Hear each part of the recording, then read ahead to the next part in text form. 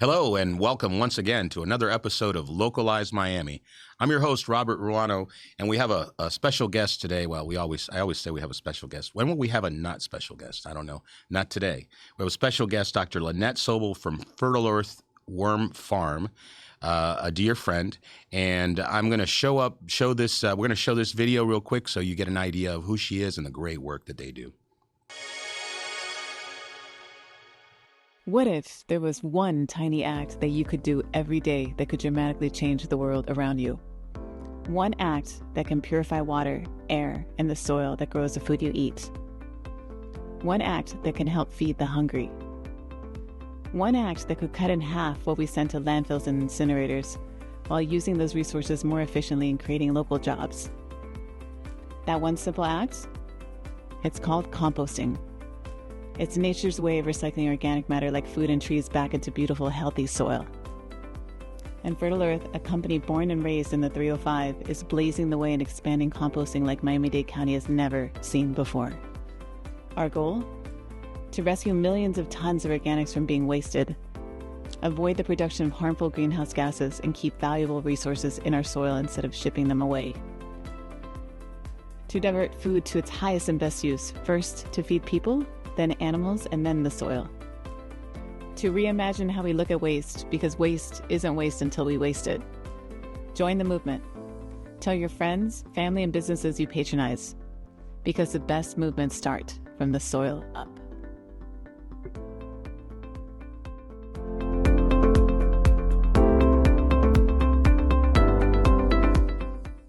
I'd like to introduce you all to our friend here, Dr. Lanette Sobel from Fertile Earth. Welcome. Good to see you. Thanks for having me. Yeah. Been a while, as you said. I know. Like right after COVID. Yeah. So talk to us about Fertile Earth. I mean, I know it was a nonprofit, but you said it's kind of merged. It's a for-profit and a nonprofit. It's got a farm. What is Fertile Earth? So when you and I worked together, it was through the nonprofit. Oh, okay. So we actually have two. We have a for-profit and a nonprofit. And now we actually have a third company as well. But the for-profit, we do commercial composting. Okay. So, but we do a lot of things. Okay. But we work with entities like the Miami Marlins was our first client. Nice. We work with Miami Heat, Whole Foods Market. They were our second client. Baptist Health Hospitals, Nicholas Children's Hospital, Starbucks, Chipotle's, even Burger King. And how does that work? I mean, how do they get you the material to make into compost? So they collect it and they just separate it. So we take anything that's food. So our job is to recycle food. And our mission is to send it to the highest and best use. So if we can feed people, we feed people. That's what we want to do. And then we feed animals. We feed about 700 chickens a week, but we fed probably every single animal you can think of: lions, tigers, bears, oh my. And the rest we turn into soil. So we feed the soil microbes. So how do you feed people with throwaway food? Wait a minute, I don't understand. So the food that we donate to feed people actually comes from the food distributors we work with. Okay. So those are usually, a food distributor has a shipment. They couldn't sell all of the food that they had. Right now in Miami-Dade County, we don't have any depackaging operations. So what they do is they just throw it out. So when we receive it, for instance, like we'll receive, for example, 20 tons of papaya at once. Wow. Or 3 tons of like organic. Is it edible? It's totally edible. A lot of the food we get is completely edible. So I'm speaking about one specific instance that maybe 5 to 10% was just, it needed to be composted. Wait, I'm sorry. Let me back up. You said 20 tons? Tons. Of papayas? Yes. All papaya. That's... a lot of papaya. 20, I'm bad at math. That's 40,000 pounds. Yes. Right? Yeah. My God. Yeah. Where do you put that in? How do you get it to where you're going? Like massive amounts of trucks. They'll bring it in a 40-foot. Sorry to interrupt. No worries. Yeah. A 40-foot, trailer.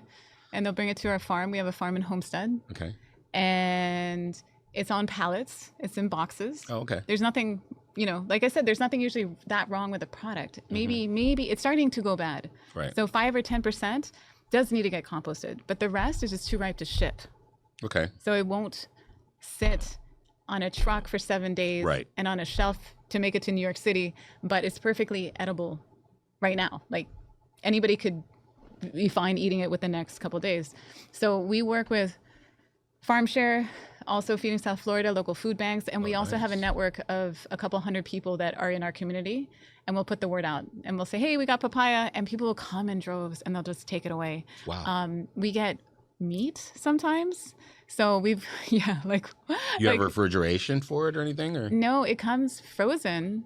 okay? It's completely just rock solid frozen, and literally will take us days for it to defrost. But a lot of the food is the companies can't sell it, and maybe it's past the best by date. But for instance, Farm Share will take anything, I think that's 3 years past the best by date if it's I want to say if it's canned, and then 1 year if it's frozen. Okay. So it's not that the food's bad. It's just that Doesn't look good, basically. and it's not that it even doesn't look good. No, it's just usually a best by date. Okay. A lot of times issue. So we do that. We do a lot of that. We work with a lot of just produce, like food distributors and some meat food distributors. So that seems like a really big part of the operation. You say that's just one part of it? That's one part of it, yeah. I want to get more into it. I would love to get a depack machine. What's a depack machine? So it's a machine that you can separate all the packaging material from the actual food, because right now we depack by hand. Okay. So that means if we get, say, rambutan in clamshells. I'm sorry? Rambutan. What is that? It's like a lychee, except it's kind of hairier, whatnot. I mean, we get some really nice exotic fruit. Oh, okay. We get dragon fruit, for instance. We'll get like a box of this. You'll go to like 6 beautiful like organic dragon fruit in a clamshell, right? And you go to Publix, they sell them for like $6 or $7 a pop. Wow. And again, this stuff is completely edible. So we don't want to see it thrown out. We want to see it go to people. And especially, I go to the grocery store lately, and I mean, like, wow, it's like they kept raising the prices. Like, I'm glad I got a garden on the farm, because it's getting kind of crazy. And so for me, it's just, there's all of this unsold food that goes to waste. And I don't really see a reason like why that should be that way. And then, so I assume that, so you said you feed people first, then animals. And so so you feed the people, and the rest of the food that you feed to the animals, how do you get those animals? And are they on your farm, or are they on other farms? That's a really interesting machine you got going on there. Yeah, so I want to put animals on our farm. We will soon, but that's a whole nother thing. So we would work with farms that have animals. So we'll bring them the food, and they'll feed their chickens or their cows. But literally, like, we've fed everything you can think of. And they pay you, I assume, for the product, right? A very minimal amount. Okay. I know we could definitely get paid more for it, but for us, our priority is to divert it to the highest and best use. Okay. So if a farmer can use it to feed animals, that's what we'd love to see. Okay. And then the third use, obviously. It's the soil. The soil. Yeah. And so the soil, we do windrow composting at our farm, and then we partnered with another farm that's 8 minutes up the street, and we moved our worm farm operation over there.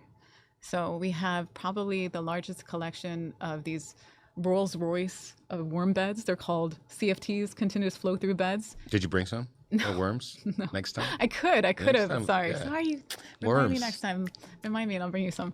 All right. But yeah, so all the worm farming operation is there. And I think we have the largest collection of these special fancy worm beds in the country. Wow. And we also have 1,000-gallon and a 500-gallon tank where we brew worm tea. So. And worm tea is, I assume it's a fertilizer, right? It is. It's a natural fertilizer, but it's also a pest repellent. Okay. It also has naturally occurring phytohormones, so you can promote fruiting and flowering. You can make things flower out of season. You can make things that have never flowered. Like, say you have a fruit tree that's just never given you any fruit. Try spraying that. No way. Yeah. And if you spray it before it's like physiologically supposed to start like fruiting and flowering, most likely it will flower that year. Really? Yeah. And I assume you sell the worm tea and stuff. We do, yeah. Oh, that's that's impressive. Yeah. So tell me, I mean, and really, I'm actually very curious, because I saw you, I mean, we worked together a little bit in 2008, 2009. Rachel, do you have a picture up there you want to show? Let me see. What do we have? It's coming up. Right You got now. Blast from the past. A blast from the show? past? Yeah. Yeah. Okay. Because I wanted to talk about that too. Okay. So yeah, this is going back to 2009, and this is, I'll set it up, is you were starting the there it is, the pilot composting program. So that's you talking, Yeah. 2009. That's me on the right. That's former Mayor Manny Diaz next to me. And that was at Dr. Marvin Dunn's Overtown Garden, Yeah. Roots in the City. Yeah. And he's got a garden there now still. And can you tell me about, because that actually, and I think what I remember is that we spent a good amount of time just trying to get government to understand composting and doing it in a larger scale. So can you walk me through, like, when you started the composting program, the pilot composting program in City of Miami, Virginia? You can change that. From today, what kind of challenges did you have? And I think a lot of it was just getting through government mindset, right? But how has that changed over time? It's been a while, and Lord. you've achieved a lot. How much time do you got? We have 21 minutes. Okay. No. It's been a crazy roller 9 coaster. minutes. It's been a crazy roller coaster, especially last year.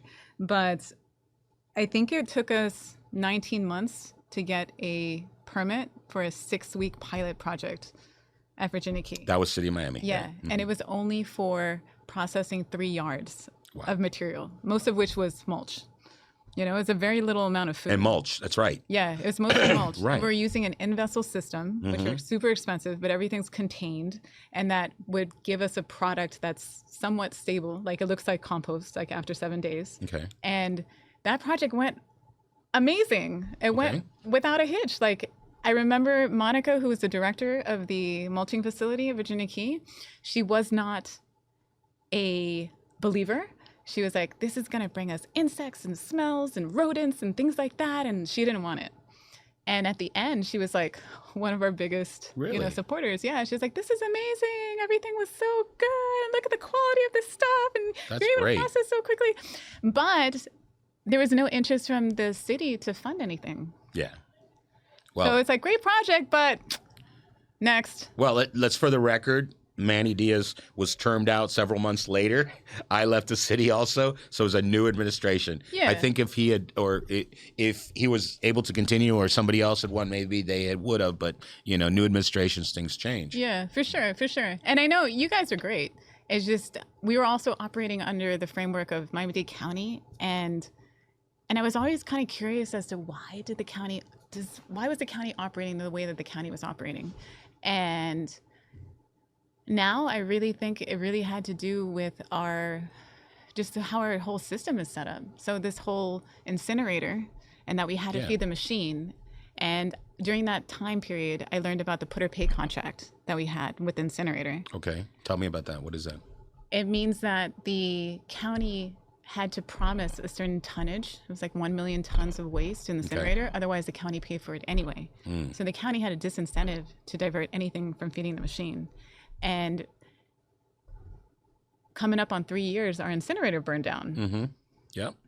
And then all of a sudden, it's like, what do we do with all this waste? And I think that's when the mindset started to change, because it's been an uphill battle for sure. And I think a lot of it just has to do with also lack of knowledge. I think we're unfortunately a little bit backwards in Miami. And there's knowledge about what? Composting and different ways to manage our waste besides incineration and landfilling. Right. And then have you seen a change now? I know, and I want to get into the pilot in Pinecrest and everything, but have you seen a change in mentality in the county and municipalities and composting? Yes. Yeah. I mean, but I think it's something that's been forced upon them, because now that we don't have the incinerator, what do we do? And we have 2 landfills that are almost at capacity. And I know at least at one landfill that they're not even using it as a landfill. They're using it as a transfer station. And we're actually putting our trash on rail and sending it to other counties and even other states. So we have a serious problem because we have very limited capacity. My understanding is that we need 5 years of landfill capacity to continue to build. The county doesn't want to stop building, of course, but if we eat up that capacity, the county is going to be forced to stop. Okay. So we have a major waste issue. And we are also per capita, we have double the per capita production of waste than other Americans. And Americans in general produce 8 times what most people produce around the world. Wow. So right there, we're like very But wasteful. do we? You saying as Americans or as in Florida we produce more? And as Americans and as Miamians. Oh, really? Because the United States is less than 5% of the world population, yet we produce 40% of all the waste. Wow, that's crazy. You know, that's for the United States. That's crazy. And then when you come to Miami, we're double the national per capita. So like we're twice as Double. wasteful as an average American. So think about that. Like we're very wasteful. Why do you think that we are more wasteful in Miami than in other places? I mean, part of it might be related to the fact that we're a tourist economy. We're very transient. A lot of people come through. Oh, yeah. I think part of it just might be that we're also a very international community that it's interesting. I know what you're because- going to say. What? Tell me. What You're going to say it nicely. I'm Are you? Hispanic. I'm Latin. So am I am Latina. I know. I'm Latina. Yeah. But people that come from different countries that don't have the same mentality about waste that we have in other countries. No? When I think about when I go back to Peru, like they're not nearly as wasteful. Like Oh, they're- really? Okay. No, they're not nearly as wasteful as we are here. They don't have the packaging that we do, too. Right? No, and I mean, when I was little, like we would, go to the store and we would bring them our empty glass bottles and we'd get like a new whatever Inca Cola and another glass bottle, and so I don't know if it's when they come here that it's just it kind of gets all thrown out the window. But a lot of times, I think it's easy for us to work with our clients because the people who are handling the food, a lot of times they know that the amount of food that we waste here, that would never happen in their home country. Okay. A lot of people weren't born here. And The food waste, the particularly. food waste in particular, it's like Yeah. people feel they feel bad, but they're like, well, I mean, this is a system. It all goes in here. And so Yeah. I find it's a culture thing in a lot of ways, I think. Yeah, also I think it's changed over time because I remember even being a kid and we would go fishing, right? At Farito. I'm sure you fished at Farito, no? No. No? Nah. All right, we did. I'm not a fisherwoman. And you'd get these fish and you'd cut them up, fry them and whatever, but you ate most of the fish. And now I see people in docks and stuff, they get a fish and they cut 2 fillets off the side and they throw the fish over. I'm like, Yeah. wait a minute, soup, Fish meat, stock, oh all my sorts God. of stuff Yeah, that you yeah. can make, and they're throwing it away. When I was a kid, we never threw that stuff away. That Yeah. was, you fried it and then you picked through it or whatever, or you made soup or whatever. Yeah. And it seems like we have a mentality of like, I don't want this. I'm just gonna. Yeah, I mean, I think it's a lot of lack of awareness as well, because when you throw it away, what's away?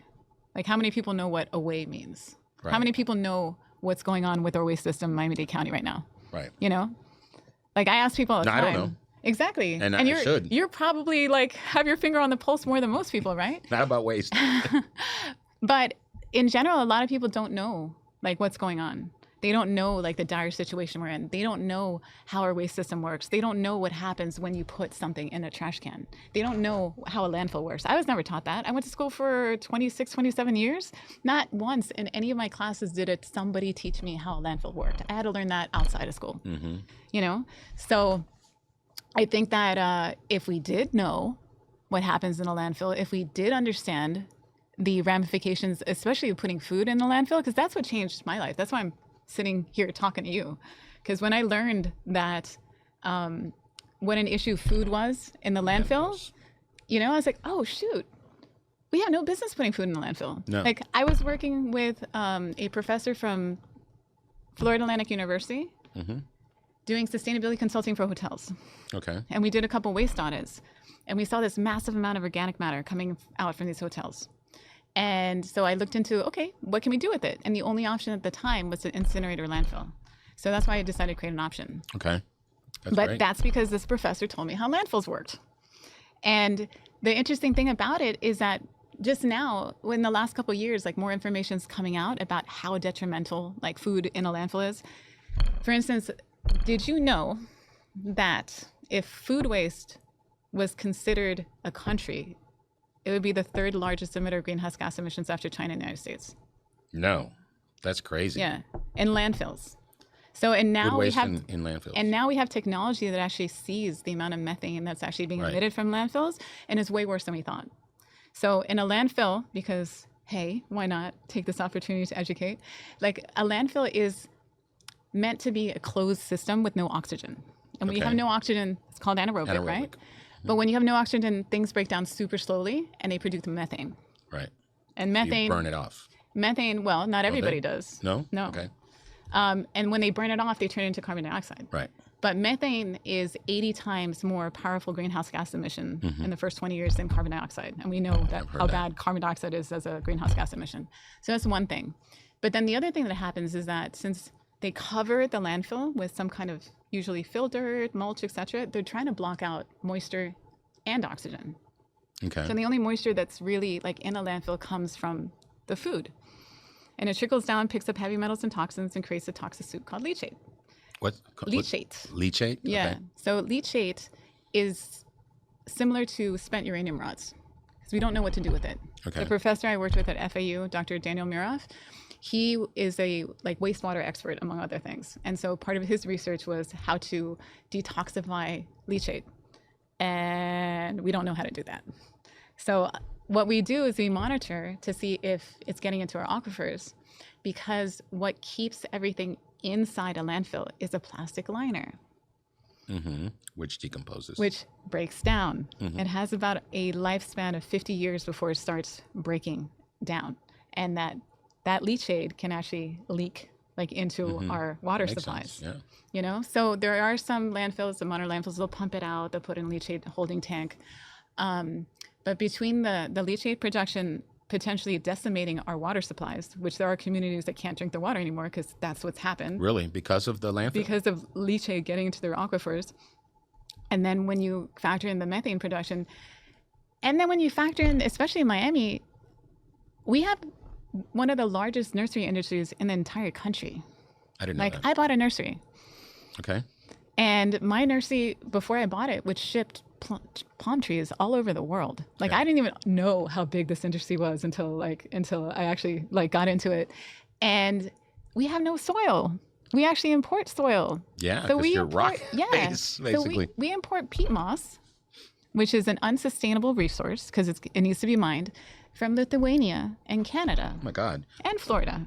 But you or like other people? Nurseries. with I don't. nurseries? We don't. Okay. Oh, you don't. Okay. We don't, but nurseries in general. I was going to say you can build No, up we make soil. our soil. Okay. Yeah. Okay. Like all right. we make our soil. Okay. All right. But other people do. yeah, and when you think about it, you live in a house, right? Yeah. Have you ever tried to dig a hole in your backyard? Yeah. What happened? I hired somebody to do it Why? afterwards because it broke my back. And why did I'm it break too your old back? because it's rock It's rock. right underneath. It's rock. Yeah. We live on rock. We do. We live on rock with a very, very I tiny no amount longer of dig soil. holes in my yard. Exactly. too Most hard. people don't. You know, like I'm lucky. A river used to run through my farm, so I actually have feet and feet and feet of soil. Like, Oh, my nice. farm was made for me. Nice. That guy was waiting Oh, to sell great. it to me. Nice. And but Where's most your people farm? don't. It's in Homestead off of 264th Street, Okay. and about less than a mile west of US 1. Is that close to your school? Yeah. Oh, you got to go there sometime. Check it out. Yeah. I should definitely go there sometime. We could go. It's We could close go to with a my- camera and do B-roll or something. Yeah, absolutely. And we have volunteer days every Friday, 4 to 6. And then we also do a, at the end of the month, every end of Saturday, we're starting to do tours and workshops. And a garden That's day. great. We'll have yoga. We're starting to do a lot more Fantastic. events. We're going to be doing like, there's actually a potluck that's on Sundays. And it's fun. That's it's actually really great. fun. We put on music, we play in the dirt, Nice. we laugh, we learn, we roll around, you know? Nice. Yeah, it's fun. It's fun. Nice. But in general, like we don't have soil. So what are we doing? Putting in a landfill, Right. creating methane, potentially affecting negatively our water supplies. And what are we doing incinerating it? Right. Because if you think about what's probably the most power, like what do you need the most energy to burn? Most energy to burn. Trick question. I couldn't figure that out. What? How about food? Because you're burning water. Food has a lot of water. Okay. You know? Okay. So if you put food into an incinerator, it actually cools the incinerator down. Oh, I don't know. Because Yeah. water releases It water. has water, you know? Okay. So it's very energy intensive to burn food. Oh, I never thought about that. Yeah. Yeah, that makes sense. So for me, it doesn't make sense to send our food to the incinerator. Doesn't make sense to send it to the landfill. Right. But it does make sense to use it because it's a resource. Fantastic. And we have a little time. I want to get into this because it is a resource and you've done something great. And I was fortunate to have a little part in it with the composting pilot program, the grant with Pinecrest. Yes. So talk to me about that because other cities have already told me that they want to do composting. Woo-hoo! And Let's you're the do first it. one. Talk to us about that. Talk to us about the grant and what you're doing with Pinecrest and how are you, the biggest thing, I'll tell you, the biggest question I have and I think people have is, how do you separate? How, as a person, I separate? What should I separate? What do I put it in? Who's going to get it? The back end is great, but people are always like, what's in it for them, or how does it affect them? Yeah. So the point that it leaves my plate to at my house, how does it sit there? How long does it sit there? Tell me about that. And I know you have distribution points and such, but Yeah. can you go into that a little bit? So I think we started this program. It's going to be coming up on 3 years, I want to say. So that's when the Village of Pinecrest actually approached us to start this residential composting program. So Okay. it's a compost hub, we call it. Okay. So it's a location that's at the Pinecrest Gardens and Pinecrest Library, Okay. where you can come bring your food scraps. And when you say come and bring them, what do they put it in? So we actually give out, we call them little brown bins, but they're Okay. 2 gallons. They're and they have a lid on them, and you can collect them there, or you can collect in whatever you want. These are nice because you can stick it in your freezer or your fridge, and that's what usually I recommend because you can get fruit flies if you leave it sitting on the countertop for too long, and you're not good about. Oh, like, because moving it out. you're talking about putting everything in, meat, chicken, everything, right? We take everything. Right. So that's your compost. Yeah. So Because I don't want to compost with meat or chicken at home. yeah, but exactly. But you can, but yes, most people don't. But even if you put fruit and veggie peels on your countertop and you left it for a week, like you might have fruit flies. Yeah. Well, you know. you got to So cover it. that's what I recommend. Just collect it in whatever container you want. Like we give these out for free if you want to get one. You just have to sign up for the program. Give us your email so we know who's gotten them, and then you can come back with the food still in the little brown bin and just dump it into our toter. So on Sundays, we're at the Pinecrest Farmers Market. We have a booth like around the entrance. We always bring out a toter. You can just come and drop it there. But it's also 7 days a week. So there's actually it looks like a little mailbox. It's called a Big Belly. That if you go I to know the Big Belly. Pinecrest, yeah. It's the actual big belly that compresses trash? It doesn't compress. Oh, okay. But there's a Big Belly that you can put your compost in that's right at the the library. And then if that's full for whatever reason or you don't want to use it because some people don't like the little way that it opens, then we have more toters in the back and you can just put your food in the toter. So 7 days a week you can give And us but your food. what like if I do that, what do I benefit besides getting rid of my waste? What do you do? You feel good. No, but What? you do something with people, right? Do you give anything back to individuals? Do they get some of this So with compost? How does well, that work? what we're doing so we got a grant with the USDA. I think I heard about it. Yes, that We you helped worked us on it, with. yes. Thank you so much. And part of that grant is that we are giving compost to the Miccosukee tribe. Right. So Swampy Shout Meadows, out to Houston Cypress. Love the Everglades Foundation, right? Yeah, All right, yeah, Houston. exactly. Yeah, that's our partner with I the program, and they have a community garden, and we are actually setting up a composting system on site for them.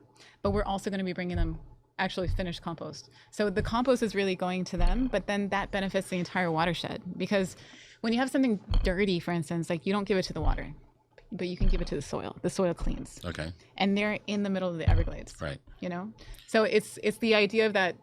And where are they going to Soil use it? cleans. How are they going to use it? Do they have a community garden They there? do. They have a community garden that they're going to be expanding. Really? Yeah, it's Where called is Swampy it? Meadows. It's off of Miami Trail. That's where they have the skate park, and there's a school there. Oh, okay. Yeah. By their municipal building?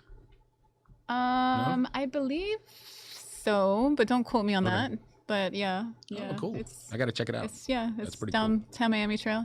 And then it's up to their own scientists, but there is a possibility that we might be using some of it to actually rebuild their tree islands.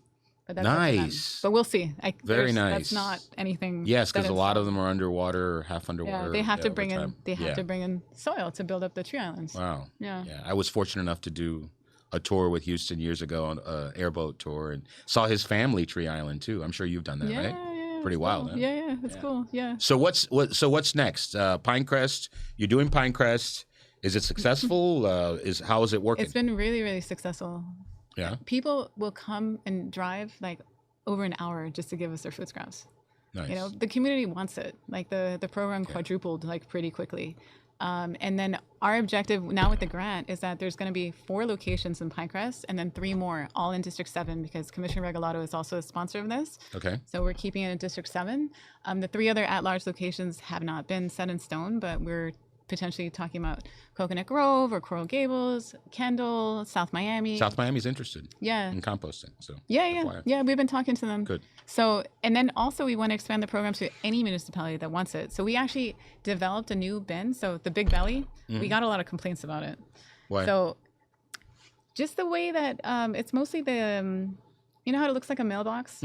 So you open this lid and then the brown bin, like people were spilling the food, like Yeah, I it get just it. wasn't big enough. yeah. And like, also it's very flimsy. Like we've had to get the actual toter like changed out a couple times because Okay. it bent. And like when we're trying to service it, it hasn't been working. So one of the gentlemen from Love the Everglades, Jared Jacobs. Jerry, actually, yeah. Yeah, you know Jared? Cool. Jared, yeah, of course. So he actually invented a Miami-proof bin called the Carbon Cycler.